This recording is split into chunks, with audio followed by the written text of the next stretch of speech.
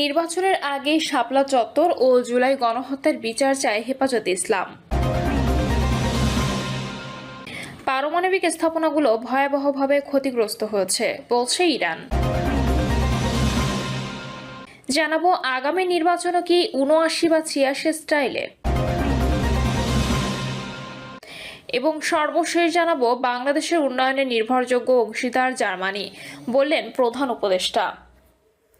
শুনছিলেন সংবাদ শিরোনাম, এবারে বিস্তারিত। নির্বাচনের আগে শাপলা চত্বর ও জুলাই গণহত্যার বিচার চায় হেফাজতে ইসলাম। নির্বাচনের আগে শাপলা চত্বর ও জুলাই গণহত্যা সহ প্রতিটি হত্যার বিচারের দাবি জানিয়েছেন হেফাজতে ইসলাম বাংলাদেশের যুগ্ম মহাসচিব মাওলানা আজিজুল হক ইসলামাবাদী। অন্যথা অধ্যাপক মোহাম্মদ ইউনুস সরকারকে ছাত্র জনতা ক্ষমা করবে না বলে মন্তব্য করেন তিনি। বিবৃতিতে মাওলানা আজিজুল হক ইসলামাবাদী বলেন, ইসলাম বিদ্বেষী ফ্যাসিবাদ ও আধিপত্যবাদ বিরোধী চেতনা সংরক্ষণ, রাষ্ট্র সংস্কারের গণ আকাঙ্ক্ষা সুসংহতকরণ এবং জাতীয় ঐক্যমত্য গঠন করতে অবিলম্বে জুলাই ঘোষণাপত্র প্রকাশ করতে হবে। সেই সঙ্গে নির্বাচনের আগে শাপলা চত্বরে আলেম ওলামা হত্যাকাণ্ড ও জুলাই গণহত্যা সহ ফ্যাসিস্ট হাসিনার প্রতিটি হত্যাযজ্ঞের বিচার সম্পন্ন করতে হবে। অন্যথায় অধ্যাপক মোহাম্মদ ইউনুস সরকারকে ছাত্র জনতা ক্ষমা করবে না। শাপলা চত্বরের রক্তাক্ত ইতিহাসের পথ বেয়ে জাতীয় জীবনে জুলাই বিপ্লব হাজির হয়েছে উল্লেখ করে বিবৃতিতে বলা হয়, অন্তর্বর্তীকালীন সরকারকে বুঝতে হবে এখনও বিছানায় পঙ্গুত্ব ও অন্ধত্ব বরণ করা হাজার হাজার আহত শাপলা ও জুলাই যোদ্ধা কাতরাচ্ছে। অগণিত শহীদের রক্তের ফসল জুলাই বিপ্লব ব্যর্থ হলে গণ অভ্যুত্থানকারী ছাত্র জনতার কাছে অধ্যাপক মোহাম্মদ ইউনুস সরকারকে জবাব দিতে হবে। পারমাণবিক স্থাপনাগুলো ভয়াবহভাবে ক্ষতিগ্রস্ত হয়েছে বলছে ইরান। যুক্তরাষ্ট্র ও ইসরায়েলের হামলায় ইরানের পারমাণবিক স্থাপনাগুলো ভয়াবহভাবে ক্ষতিগ্রস্ত হয়েছে বলে জানিয়েছেন তেহরান। আল জাজিরার খবরে বলা হয়, ইরানের পররাষ্ট্র মন্ত্রণালয়ের মুখপাত্র ইসমাইল বাঘাই পারমাণবিক স্থাপনাগুলো ক্ষতিগ্রস্ত হওয়ার কথা জানান। যুক্তরাষ্ট্র ইসরায়েলের হামলায় ইরানের পারমাণবিক স্থাপনাগুলোর অবস্থা সম্পর্কে জিজ্ঞাসা করা হলে ইসমাইল বাঘাই বলেন, হ্যাঁ, আমাদের পারমাণবিক স্থাপনাগুলো ভয়াবহভাবে ক্ষতিগ্রস্ত হয়েছে। তিনি আরও বলেন, এটা নিশ্চিত, কারণ এগুলোর উপর একের পর এক হামলা হয়েছে।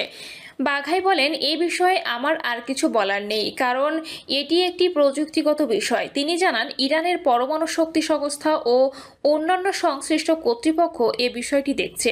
এদিকে ইরানের সংসদ বুধবার জাতিসংঘের পারমাণবিক পর্যবেক্ষক সংস্থার সঙ্গে সহযোগিতা স্থগিত করার একটি বিল অনুমোদন করেছে। দেশটির রাষ্ট্রঘনিষ্ঠ সংবাদমাধ্যম নূর নিউজ এ খবর নিশ্চিত করেছে। বিলটিতে বলা হয়েছে, ভবিষ্যতে আইএইএ এর পক্ষ থেকে ইরানের পারমাণবিক স্থাপনায় কোনো পরিদর্শন করতে চাইলে তা সর্বোচ্চ জাতীয় নিরাপত্তা পরিষদের অনুমোদন সাপেক্ষে হতে হবে। দেশটির পরমাণু শক্তি সংস্থা পারমাণবিক স্থাপনাগুলোর নিরাপত্তা নিশ্চিত না করা পর্যন্ত আইএইএ এর সঙ্গে সহযোগিতা স্থগিত রাখবে। আগামী নির্বাচনে কি ৭৯ বা ৮৬ স্টাইলে? বাংলাদেশে আর যা কিছুরই অভাব থাক না কেন, রাজনৈতিক দলের কোনো অভাব নেই। নিবন্ধিত ও অনিবন্ধিত মিলিয়ে শতাধিক রাজনৈতিক দল আছে। সব দলের নাম যেমন সবার জানা নেই, তেমনি সব দলের নেতাদের নামও বেশিরভাগ মানুষের কাছে অজানা। ছোট দেশ, কিন্তু মানুষের সংখ্যা অনেক। সব মানুষ আবার এক চিন্তার নয়। তাই ১৭-১৮ কোটি মানুষের দেশে রাজনৈতিক দল শতাধিক থাকতেই পারে। সব দলের নাম সবাই না জানলেও ফেব্রুয়ারি মাসের শেষ দিন জন্ম নেওয়া একটি দলের নাম এর মধ্যে অনেকেই জেনে গেছেন। দলটির নাম জাতীয় নাগরিক পার্টি বা এনসিপি। মূলত জুলাই আগস্টের আন্দোলনে নেতৃত্ব দেওয়া তরুণদের একাংশ নিয়ে গঠিত এই দল সম্পর্কে মানুষের মধ্যে কৌতূহল আছে, আলোচনা আছে, সমালোচনাও আছে। প্রচারেই প্রসার বলে একটি কথা আমাদের দেশে চালু আছে। এনসিপি নিয়ে যেহেতু প্রচার আছে, সেহেতু এর প্রসারের সম্ভাবনাও উড়িয়ে দেওয়া যায় না। শাসক দল হওয়ার আশা দিয়েই দলটি যাত্রা শুরু করেছে বলে মনে হচ্ছে।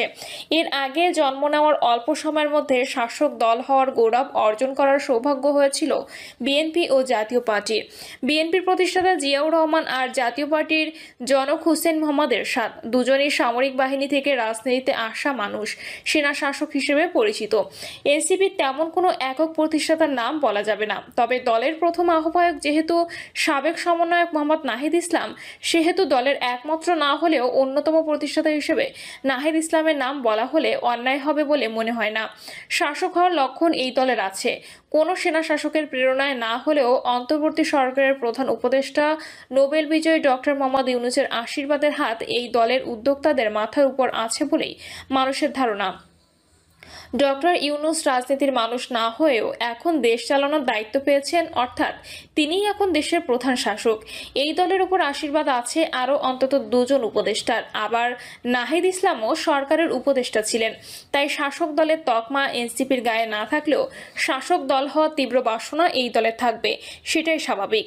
22 জুন নির্বাচন কমিশনের নতুন দল হিসেবে নিবন্ধনের জন্য আবেদন করার দিন এনসিপির মুখ্য সমন্বয়ক নাসিরউদ্দিন পাটোয়ারির দেওয়া বক্তব্যে সেই শাসক দল হওয়ার প্রত্যয় ব্যক্ত হয়েছে। তিনি বলেছেন, সংস্কার কমিশন 400 আসনের প্রস্তাব দিয়েছে, যার মধ্যে 300টি আসনে বিজয়ী হবে এনসিপি। এই বক্তব্য নিঃসন্দেহে উচ্চাভিলাষী, সাহসী ও চমকপ্রদ রাজনৈতিক আত্মবিশ্বাসের বহিঃপ্রকাশ, কিন্তু সেটি কি বাস্তবসম্মত? প্রথমেই বলা দরকার, 400 আসনের প্রস্তাব এখনও অনুমোদিত নয়। এটি রয়েছে কেবল কমিশনের সুপারিশ পর্যায়ে। বর্তমানে জাতীয় সংসদে 300টি সাধারণ এবং 50টি সংরক্ষিত নারী আসন রয়েছে। এই কাঠামো পরিবর্তনের কোনো আইনি বাস্তবায়ন এখনও হয়নি। এমন পরিস্থিতিতে একটি অনিবন্ধিত নবীন রাজনৈতিক দল যদি দাবি করে যে তারা 400 আসনের মধ্যে 300টি আসন পাবে, তাহলে তা কারো কাছে অবান্তর বলে বিবেচিত হতে পারে। যে দলের এখনও দেশজুড়ে সাংগঠনিক ভিত্তি গড়ে ওঠেনি, মাঠ পর্যায়ে তৎপরতা নগণ্য এবং এখনও কোনো নির্বাচনী পরীক্ষায় উত্তীর্ণ হয়নি, সেই দলের একজন নেতার এমন উচ্চারণ বাত কা বাত ভাবার কোনো কারণ নেই। মনে রাখতে হবে, বাংলাদেশ হলো সব সম্ভবের দেশ। বাংলাদেশের নির্বাচন ইতিহাস ঘাটলে দেখা যায়, বড় জয় কোনো রাজনৈতিক দলের জন্য অসম্ভব নয়। তবে তা এসেছে দীর্ঘ রাজনৈতিক লড়াই, সাংগঠনিক প্রাচুর্য এবং জনসম্পৃক্ততার ভিত্তিতে। তেমন 1973 সালে প্রথম জাতীয় নির্বাচনে আওয়ামী লীগ 293টি আসনে জয় পেয়েছিল। মুক্তিযুদ্ধের নেতৃত্ব ও শেখ মুজিবুর রহমানের জনপ্রিয়তা ছিল তার মূল ভিত্তি। আবার 1979 সালের দ্বিতীয় জাতীয় সংসদ নির্বাচনে সদ্য প্রতিষ্ঠিত বাংলাদেশ জাতীয়তাবাদী দল 207টি আসনে জয় পায় এবং নিরঙ্কুশ সংখ্যাগরিষ্ঠতা অর্জন করে।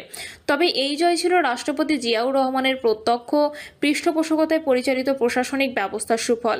1986 সালের নির্বাচনে এরশাদের জাতীয় পার্টি 250টিরও বেশি আসনে জয়ী হয়েছিল, কিন্তু সেটা ছিল সেনা শাসনের আবহে একটি বিরোধীবিহীন নির্বাচনের ফসল।